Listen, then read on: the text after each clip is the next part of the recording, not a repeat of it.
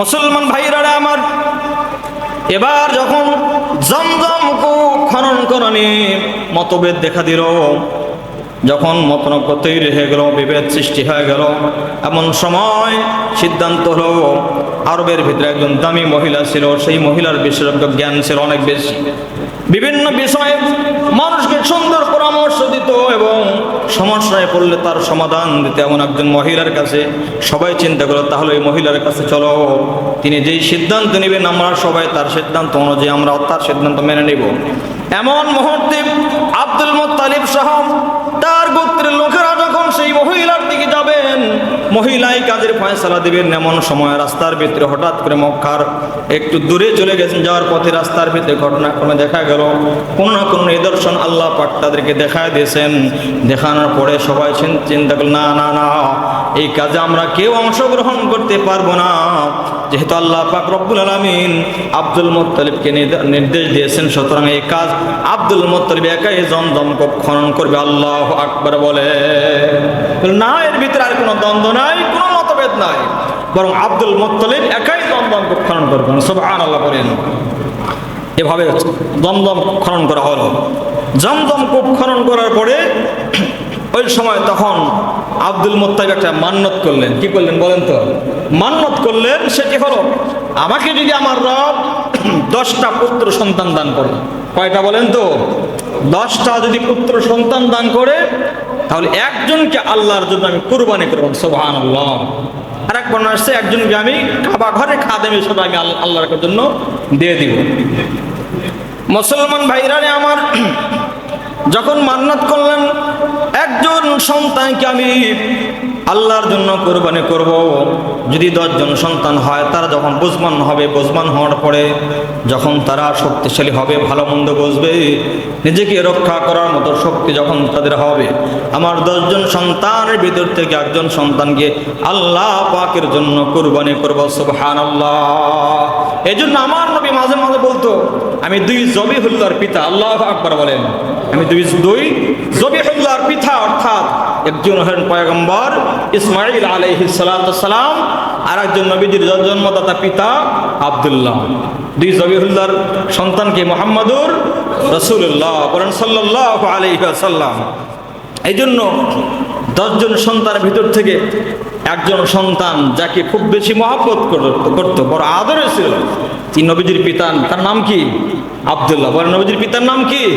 আব্দুল্লাহ। বড় দুঃখজনক হলো, আমাদের মাঝে আমরা অনেকে আছি যে আমাদের নবী হযরত মুহাম্মদ রাসূলুল্লাহ সাল্লাল্লাহু আলাইহি ওয়াসাল্লাম, যার সুপারিশ ছাড়া তিনি যদি শাফাত না করে, ময়দানে মাহশরে আমাদেরকে জান্নাতে যাওয়ার মতো কোনো সুযোগ থাকবে না, তার সুপারিশ ছাড়া।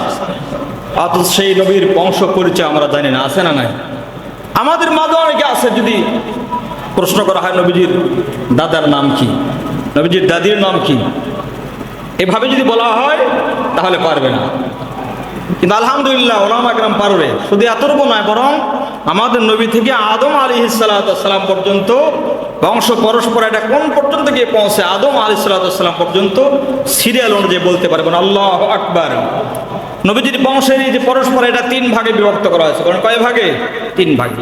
প্রথম ভাগে হযরত মুহাম্মদ রাসূলুল্লাহ সাল্লাল্লাহু আলাইহি ওয়াসাল্লাম থেকে নিয়ে আব্দে মানাফ পর্যন্ত, এটা একটা। দ্বিতীয় ভাগে আব্দে মানাফ থেকে পয়গম্বর ইব্রাহিম আলাইহিস সালাম পর্যন্ত। 3 ভাগে ভাগ করা হয়েছে। তৃতীয় নম্বর ধাপ হলো হযরত ইব্রাহিম আলাইহিস সালাম থেকে আদম আলাইহিস সালাম পর্যন্ত। সুবহানাল্লাহ। লম্বা আলোচনা, সংক্ষিপ্ত করে বলতেছি। এরপরে যখন 10টি সন্তানের ভিতরে একজন সন্তানকে আল্লাহর জন্য কুরবানি করার মান্নত করলেন, যখন বড় হয়ে গেল, এক পর্যায়ে নবীজির দাদা আব্দুল মুত্তালিব তখন একজন সন্তান কুরবানি করার জন্য প্রস্তুত হয়ে গেলেন। তখন একদিকে ওনার সন্তান আব্দুল্লাহ, অন্যদিকে 100টি উট, একটা লটারি করা হয়। কি করা হয় বলেন তো? লটারি করা হয়, কাগজে বা পাতায় লেখা হয় একদিকে 100 উট আর একদিকে ওনার সন্তান। কিন্তু বারবার সন্তান আব্দুল্লাহর নাম ওঠে। সুবহানাল্লাহ করেন। বেশি মহব্বত করে, তখন চিন্তা করেন সন্তানকে জবাই করতে হবে, এখন কুরবানি করতে হবে। যেভাবে ইসমাঈল আলাইহিস সালামকে কুরবানি করা হয়েছে, সুতরাং ওইভাবে আমাকেও করতে হবে। এই সিদ্ধান্ত নিয়ে যখন যাচ্ছিলেন আব্দুল মুত্তালিব ওনার সন্তান আব্দুল্লাহকে হাত ধরে নিয়ে যাচ্ছিলেন, যাওয়ার সময় ওনার আরেকজন সন্তান যার নাম আবু তালেব, যার নাম কি বলেন তো, আবু তালেব বাধা দিলেন যে না, আমার এই ভাই বড় মহব্বতের ভাই, তাকে বড় মায়া করি, ভালোবাসি, মহব্বত করি, সুতরাং তাকে জবাই করতে দেব না। আবার আব্দুল্লাহর নানার গোষ্ঠীর লোকজন তারাও বললো না না, এ কাজ আমরা করতে দেব না, আমার নাতিকে জবাই করবে এটা আমরা মানতে পারবো না। এই সিদ্ধান্ত যখন হলো তাহলে কি করা যায়, সবাই পরামর্শ করলেন একটা কাজ করা যায়। কি কাজ? আরবের ভিতরে একটা মহিলা আছে, সেই মহিলা ধর্ম সম্পর্কে ভালো জানে, বিজ্ঞ মহিলা, জ্ঞানী মহিলা, তার কাছে গেলে হয়তো এর কোনো সমাধান পাওয়া যাবে। তার পরামর্শ নেওয়ার জন্য সবাই চলে গেলেন তার কাছে, গিয়ে বললেন কি করা যায়, এটা আমি তো মান্যত করছি, আর মান্যত তো পুরো আমাকে করতে হবে, মান্যত পূরণ করতে হবে, কি কাজ করা যায়? মুসলমান ভাইরা আমার, মহিলার কাছে যখন আব্দুল মুত্তালিব সন্তান আব্দুল্লাহকে হাতে হাত ধরে যখন মহিলার কাছে গেলেন এবং সন্তান আবু তালেব তিনিও যখন চলে গেলেন, এরপরে নবীজির বাবার নানার গোষ্ঠীর লোকজন তারা যখন তার সঙ্গে মহিলার কাছে গেছেন, যাওয়ার পরে সিদ্ধান্ত হলো, মহিলা বলতেছেন একটা উপায় আছে, সেই উপায় যদি অনুযায়ী কাজ করা যায় তাহলে তোমার সন্তান কেবলমাত্র জবাই থেকে বাঁচতে পারবে। বলতেছেন এক পাশে সন্তানের নাম, অন্যদিকে 10টা উটের নাম লিখে দাও। আল্লাহু আকবার, আল্লাহু আকবার। একদিকে আব্দুল্লাহর নাম, অন্যদিকে কার নাম? 10টা উটের নাম, অর্থাৎ 10টা উট একদিকে আব্দুল্লাহর নাম। কিভাবে দেওয়া হয়? বারবার, প্রায় একবার দেওয়া হয়, লটারি থেকে হাত যখন উঠায় তাকে দেয় আব্দুল্লাহর নাম উঠে। কার নাম বলেন তো? মহিলা বলল যতবার নাম উঠবে 10-এর সঙ্গে আরো 10 কি হবে? যুক্ত হবে। 2 বার হলে 10 10-এ 20, 3 বারে যদি না ওঠে 3 বারে 3 10-এ কত? 30। এভাবে বারবার পরীক্ষা করার পর লটারি ওঠার পর দেখেন আব্দুল্লাহর নাম ওঠে।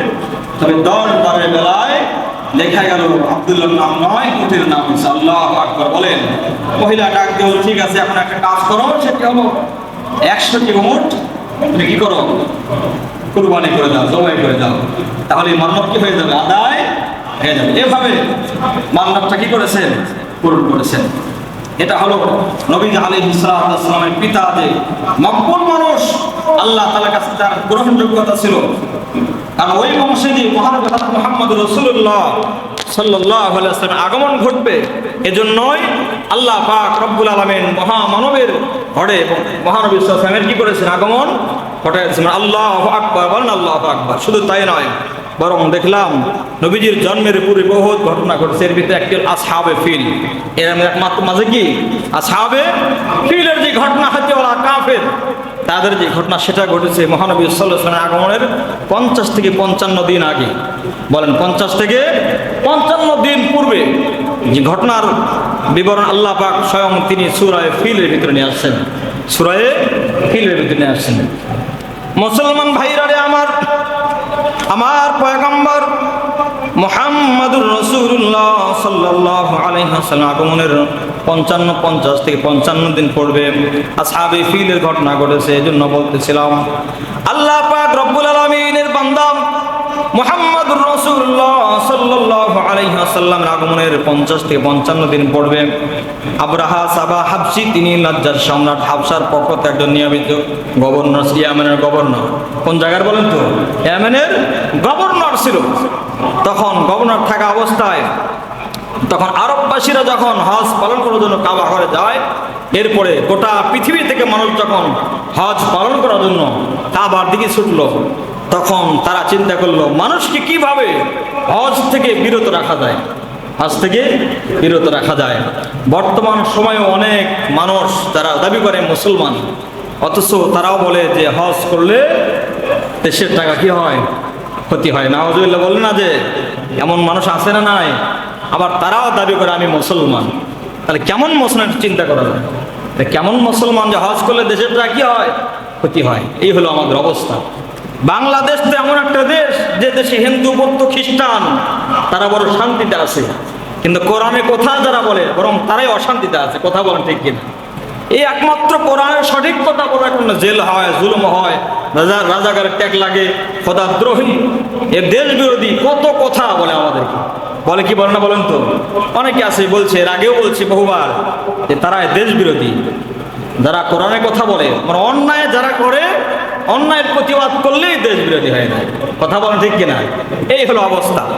অথচ এরকমও বলছে হাত ভেঙে দিবে, দেশ থেকে বাহির করে দিবে। সেই ওলামায়ে কেরাম উঁচু গলায় আল্লাহর কথাগুলো বলছে। যারা বলছিল দেশ থেকে বাহির করে দিবে, তাদের দেশ কি আছে? একবার জবান খুলে বলেন তো, এই ফয়সালা দিয়েছেন কে?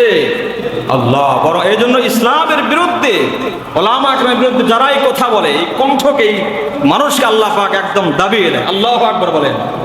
এরা মাথা উঁচু করে থাকতে পারে না। এটা আল্লাহ পাকের ফয়সালা। কার ফয়সালা বলেন তো? আল্লাহ পাকের ফয়সালা। এই জন্য আব্রাহাম সেও চিন্তা করেছিল যে কাবা ঘরকে ভেঙে শেষ করে দিয়ে মানুষ যেন হজ না করতে পারে। এখন আপনারা বলেন তো, যে সময় কাবা ঘরকে ধ্বংস করার জন্য আসছে, সেই সময় কি আরবের ভিতরে কোনো মুসলমান ছিল? একটু জবান খুলে বলা ছিল? কাবা ঘরকে রক্ষা করবে এমন কোনো মানুষ ছিল না। কিন্তু ওই সময় কাবা ঘরকে যিনি রক্ষা করেছেন, তিনি কে? আওয়াজকে বলেন তো? আল্লাহ। পৃথিবীর কোনো বাতিল শক্তিকে ধ্বংস করার জন্য বিশাল ফোর্স, বোমা, গুলি এগুলোর প্রয়োজন পড়ে না, বরং